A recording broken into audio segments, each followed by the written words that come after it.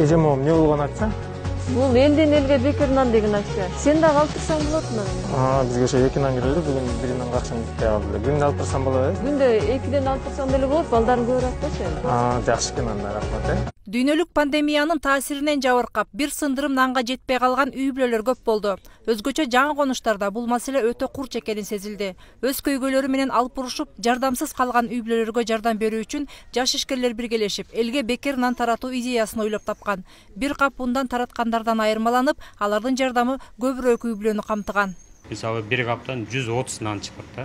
130 нан ар бир үй бүлөгө 2ден таратканда деле бир 60-70 үй бүлөгө таратып аттык да. Магазиндер менен сүйлөштүк. Магазиндердин өздөрүнүн кардарларын, клиенттерин жакшы билишет. Кимдин колунда бар, ким квартирада жашайт, кимдин канча баласы бар дегендей. Анан ошолор магазиндер менен суранып, алар менен сүйлөшүп, алар менен биргеликте алар бизге жардам беришип, ушундай жашнакай корзиналарды жасап койдук дагы. Башка конуштардан дагы колдоп биздин аймакка да таратабы, биз дагы жардам берели деген ыктыярчылар көбөйдү. Бара-бара алардын идеясын колдогон адамдар көбөйүп, Бишкек шаарындагы 20 конушка жана Чүй областындагы 4 шаарга жайылтылган. Жалпысынан 75 миңден ашуунан таратылган. Бирок ыйык Рамазан айы аяктаган соң алардын долбоору да токтогон. Жаш ишкерлер баштаган саамалыкты эл өзү колго алып улантып кеткен. Анда биз дагы жардам берели. Мен күндө эле бул жактан кирип соода кылып турам. Бүгүн 4 алдым.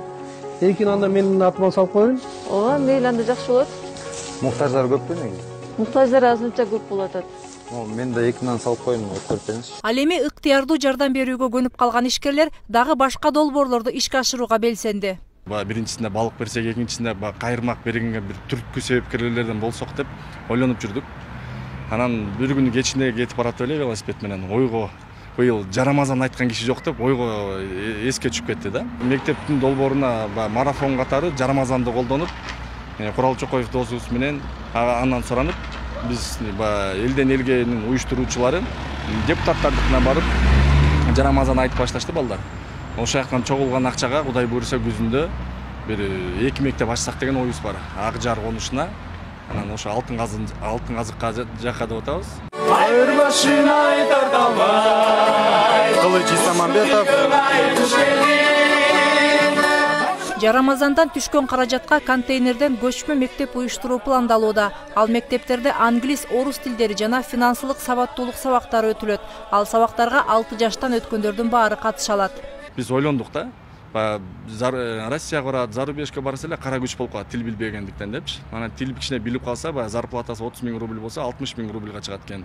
Жылуу жерде иштейт экен. Ден соолугуна кичине көп зыян келбейт экен деп. Английскийди билсе булар Россияга кетпей, хотя бы Корея, Японияга жол ачылат экен деп ойлодук да. Алар квота берет экен 3000 кишилик. Биздики толбой калат экен ал. Анан ошону ойлондук. Анан дагы ары кеттик.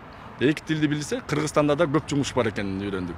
Анан финансовый грамотностун тактап койсок, өзүнүн эле жерде калганга аракет болот деп, ушул ишти ишке ашырып баштадык. Тандалып алынган конуштарда баштапкы билимге үйрөткөн соң контейнерлерди башка конуштарга көчүрүп кетүүгө мүмкүнчүлүк бар. Ар бир конушка имарат куруп убара болбоо үчүн дал ушундай ыкма ойлонуп табылган. Ар бир курс 5 айга созулат. Билимин андан ары улантам дегендердин өз эрки дешет уюштуруучулар.